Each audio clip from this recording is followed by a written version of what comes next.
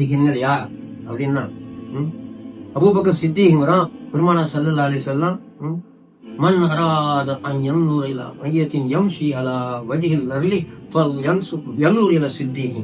இந்த பூமிக்கு மேல ஒரு மையத்தை நடமாடிக்கிட்டே இருக்குது.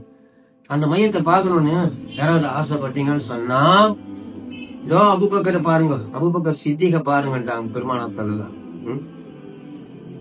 அவங்க கூட பாருங்க, மானனுடைய ஹஜ்ஜத்தை பெருமானார் மூலமா தான் நிறைவேற்றுகிறான், ஒட்டகனுடைய ஹஜ்ஜத்தை பெருமானார் மூலமா தான் நிறைவேற்றுகிறான்.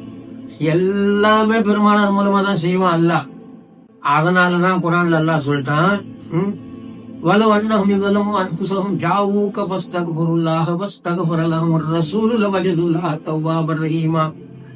பாவம் செய்தவர்களே, என்னிடம் மன்னிப்பு கேட்கின்றீர்களே, அப்பொழுது நான் உங்களை மன்னிக்க வேண்டும் அல்லவா? உங்களுடைய மன்னிக்கும் தேவையை நான் பூர்த்தி செய்ய வேண்டுமே. ஆனால் முஹம்மது ரசூலுல்லாஹ்விடம் போங்கள், அந்த முகமது ரசூலுல்லாஹ்வின் மூலமாகத்தான் உங்களை நான் மன்னிப்பேன்.